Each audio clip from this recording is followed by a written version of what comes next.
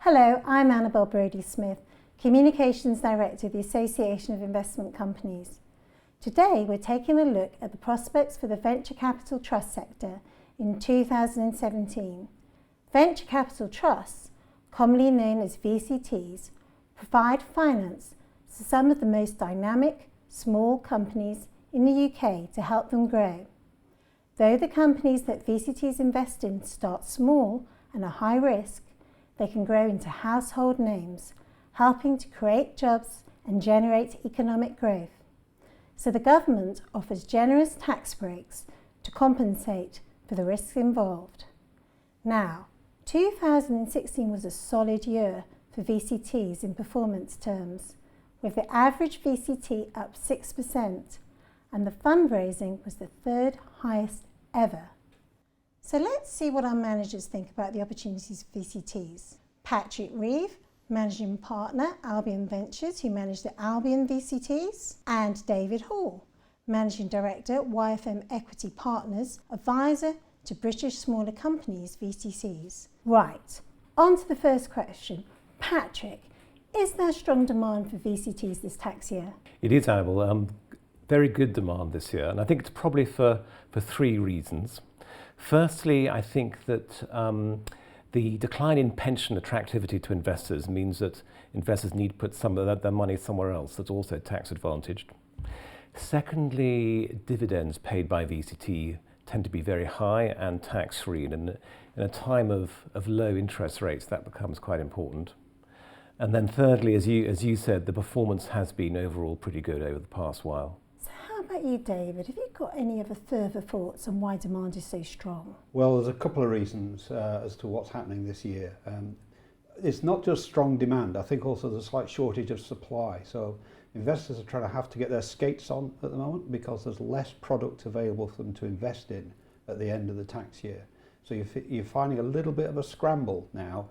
So I think what my advice would be, try and get down to your IFA before March expires too far, in order to be able to take up the last of this year's product.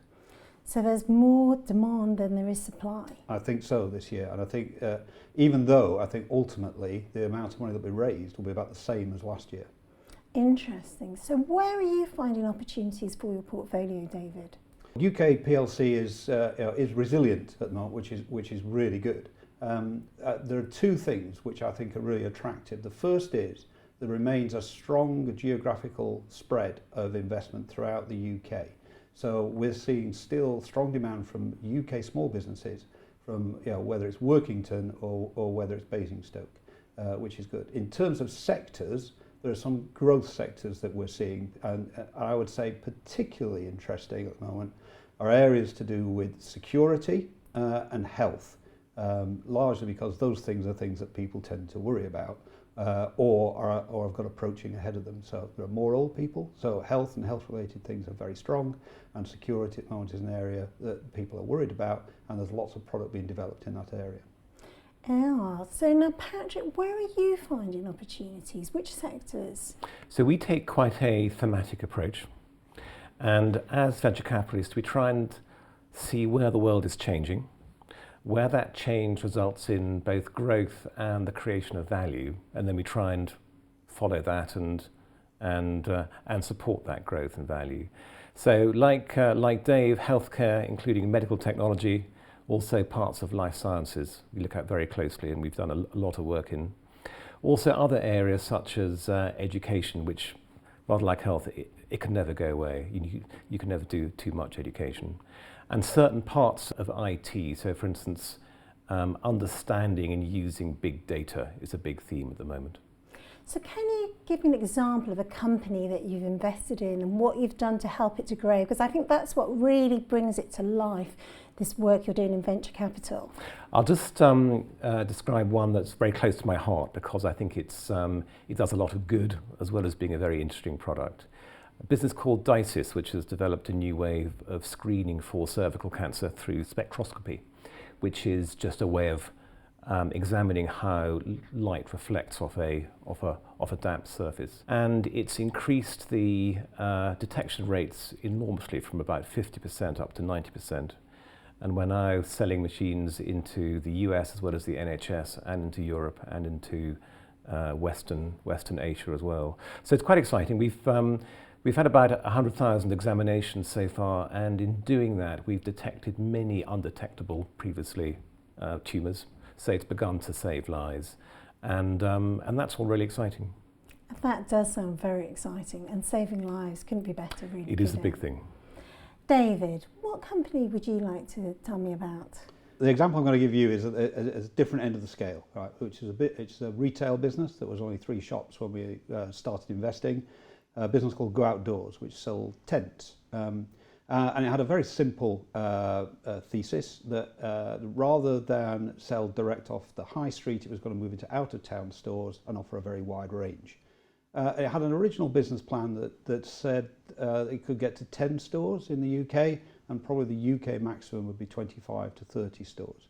One of the things that, as we went on the journey with them, and it was an 18-year journey, so it's quite a long-term investment that you can make in these businesses, was that the business model and business plan changed. And I think what we encouraged them to do was to experiment with that plan. And effectively, they opened stores well within what they thought was the catchment area. And the result of that was they found that the stores were not affected by having another store 10 miles down the road. So the net result was they thought the market was bigger. The end result of that was we've sold that business to JD Sports for £135 million after 18 years of investment. Had 55 stores in the UK, employing several thousand people compared to just a few hundred when we originally invested. Amazing growth, but also encouraging people to get outside and camping, some benefit there too. And benefiting from staycations currently, yes. Absolutely. So what are the benefits of VCTs for investors? Well, for investors, that venture capital trusts have matured over the years. So what they now provide is something which is perhaps quite different to what investors originally thought. The first is that they provide that income stream that they seek, particularly at the moment in a low yield environment. But the second is it's quite patient capital, so that income stream is over a long and consistent period of time. And those two things combined means that investors who generally, when they first invested with us, thought that they would be holding their investment for only 5 or 10 years, are now holding their investments for 15 and 20 years. And I think that, and passing on those benefits to their next generation, is something that the market's matured to. David, it's interesting you mentioned patient capital, because government's doing a patient capital review, aren't they? They are, and I think it's quite timely. 2 reasons. The first is that I think we've learnt over time that companies' growth paths don't follow a particular time limit. And the second is that investors have been generally focused on 5-10 year cycles for their funds.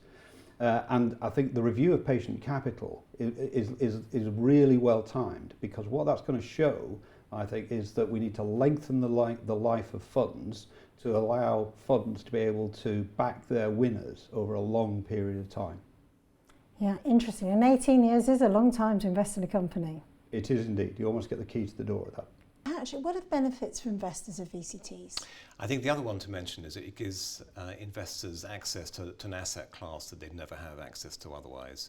So it gives them access to very small, very high risk, but also very high growth companies. But in a sort of portfolio structure that's professionally managed and balanced. So the results of VCTs tend to be more predictable than their volatile individual investments might suggest. Okay, and looking at the UK economy, what's the impact of VCTs on the UK economy? I think your own research has showed how effective their job creation is, which I think is very interesting. The long-term approach, I think patient capital isn't only a question of staying invested for a long time, it's also a question of continuing to fund over many years, putting in more money over 5, 10, 15 years to help growth. And that, I think, has huge resonance in the economy, to take a very long-term, family-based approach. And David, the impact of VCTs on the economy? Well, there are several. I mean, there's the financial impact, which I think is obvious. There is also the employment impact, because it's throughout the different regions that we've touched upon. But there are also other things that we have seen, which is about the development of management potential in young businesses. They take on external capital, which means that they are often mentored by ourselves and by a non-executive chairman, and it creates a pool of future mentors. So there are several thousand businesses that have now been backed, and they themselves spawn off people who can mentor themselves and then encourage further equity investment for the next generation. And I think all of those things are extremely positive for UK PLC. Well, I'd like to thank our managers. Thank you, Annabelle. Thank you very much, Annabelle. It's very interesting to hear the managers' views. VCTs invest in small companies and are therefore high risk. VCTs are intended as long-term investments, and you have to hold on to the shares for 5 years to gain some of the tax benefits.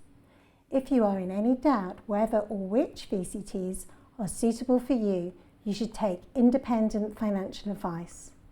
Thank you so much for watching today.